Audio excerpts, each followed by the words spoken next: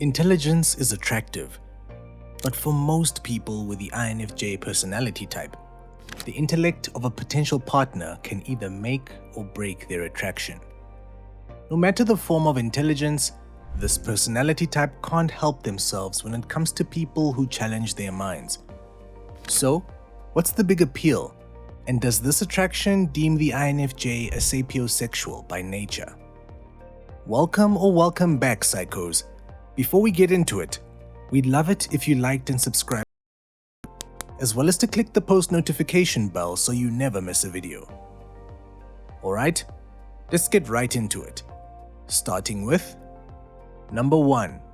They are attracted to more than just book smarts. While people can feel threatened, intimidated, or even insulted by those with a higher IQ, the INFJ personality type loves the thought of expanding their intelligence through the knowledge of another individual. Referred to as sapiosexuality, most, if not all INFJs are drawn to knowledge and skills. However, it's not only in one's book smarts that the INFJ finds attraction. In fact, most times it doesn't have to do with the education or one's ability to learn efficiently, but rather the special abilities each person holds individually. This personality type is not impressed by how much someone can memorize about a certain subject, or by the useless facts they have mentally accumulated over the years. Instead, they're most enticed by simple forms of intelligence such as common sense, intrapersonal skills, quick-witted humor, selflessness, eloquence, observance skills, and the ability to relate to others' struggles.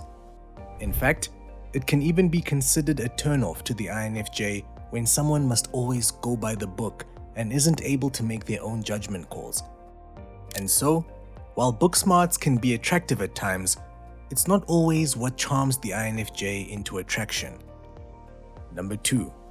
They can't stand immaturity and idiocy. Speaking of common sense, there's something about the lack of this innate skill that really rubs an INFJ the wrong way. While common sense is arguably something that people are born with, it takes a certain kind of intelligence to be able to know when it's necessary to utilize. With maturity comes knowledge, and with knowledge comes maturity. So, when the INFJ, who can see right through most people's exterior facades, witnesses idiocy and foolishness, they can already tell that they'd never be able to get along with them. In the eyes of the INFJ, there's nothing that screams lack of experience more than one's inconsideration for other people, entitlement, self-centeredness, emotional immaturity, impulse control issues, lack of accountability, and avoiding responsibilities. So, not only is a certain level of intelligence required to even get the INFJ's attention, but lack thereof causes the INFJ to absolutely cringe at the idea that someone may overlook those immature qualities. Which brings us to our next point. Number 3. It's a qualification they can't negotiate with. It's no secret that the INFJ personality type is considered choosy when it comes to letting just about anyone pass the acquaintance stage. With such high standards and specific qualifications, it's quite rare that this intelligent type comes across a worthy individual. Despite the various qualifying factors they consciously and subconsciously seek out in potential candidates, intelligence, or lack thereof, is one that they can never bring themselves to overlook. Whether it be in a platonic or romantic situation, no amount of charisma, physical attraction, popularity, humbleness, or even empathy can get the observant INFJ to remain blinded to the fact that the potential individual lacks the level of intelligence they long for. However, they won't just deem someone unintelligent by first or second glance. Instead, they will steadily dive deeper into one's mind through their subtle interrogation tactics in order to see just how deep the barrel of knowledge goes. It's within these findings that they draw their conclusions. Number 4. They're attracted to one's enthusiasm to learn. Speaking of qualifying factors that draw the INFJ in, willingness to expand one's mind is another one among the top few. In relation to our previous point, it's not only in the knowledge someone already holds, but also their eagerness to build on those understandings that really get the INFJ's mind to wander. When someone is too stubborn or sure of themselves to consider opposing opinions and facts, INFJs can't help but to feel a sense of egotism. This egotistical or close-minded approach to intelligence will lose an INFJ's interest just as quickly as they initially gained it. In fact, among all the little tests the INFJ will subtly put a potential partner through prior to committing, it's in one's ability to maturely ponder on conflicting arguments in a composed manner. In the same breath, while the dedication taken to achieve expertise in any given topic is extremely attractive to the INFJ, this knowledge-thirsty type doesn't believe in the idea of ever reaching the full capacity of a topic, skill, or ability. With ever-evolving information and approaches, people who become stuck in the old ways of doing things will never catch an INFJ's eye. Number 5. They love a healthy debate. So, why such an emphasis on open-mindedness and willingness to expand knowledge? Well, there's nothing the INFJ loves more than a healthy back-and-forth debate with a like-minded person who holds opposing views. And in the same point, there's nothing an INFJ despises more than destinationless small talk. Despite being considered a conflict-avoidant personality type who will do just about anything to avoid stepping on any toes, when an INFJ feels comfortable enough to go back and forth with someone in a calm and composed manner, they walk away feeling stimulated in a way they can't achieve elsewhere.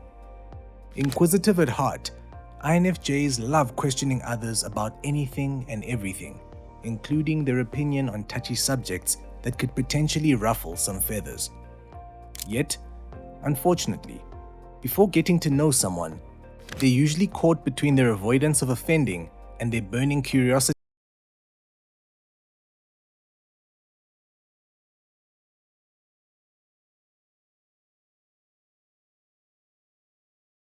to know about an individual, including their patience, acceptance, humor, curiosity, and their ability to support the INFJ in self-betterment. Which brings us to our next point. Number 6. They need someone who will push them in the best ways possible.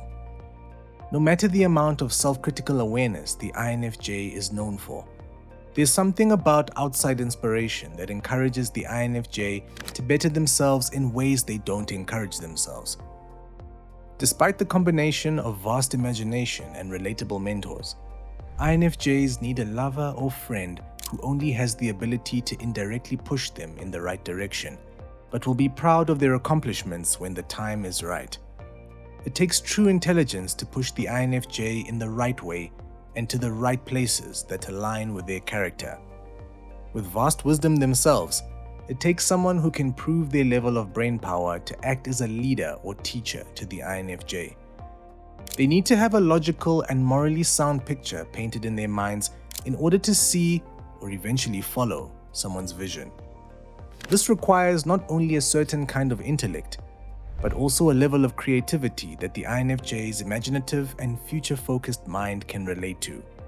However, if they feel pushed in a direction that doesn't align, or they feel pressure to follow someone else's dream, no type of encouragement will be effective, which makes the specific level of understanding all the more crucial. And lastly, number 7. It takes a certain level of knowledge to understand this complex type. INFJs know that they aren't the most simplistic of creatures. With confusing qualities, an inward character, and a serious reluctance to open up, it takes a fair bit of psychological patience and understanding to get to the deeper aspect of the INFJ's character. The INFJ type isn't only considered sapiosexual because of their obvious attraction to smarts, but rather they know that in order for someone to truly get along with them, intelligence is an absolute must. It takes a certain type of person who's both willing and able to understand this complicated type because genuine understanding of their thoughts, ideas, and habits is the key to winning them over. Feeling misunderstood for most of their lives, There isn't an INFJ that doesn't feel drawn to those who prove their ability to relate to their complexities. In fact, despite noticing certain red flags within an individual, if they've noticeably mastered the ins and outs of the INFJ, an instant connection is sparked. Well, psychos, that's it for today. So, do you consider yourself sapiosexual by nature as an INFJ? Let us know in the comments below. Also, make sure to leave us a like, share with your friends, and subscribe to our channel so that you never miss a video.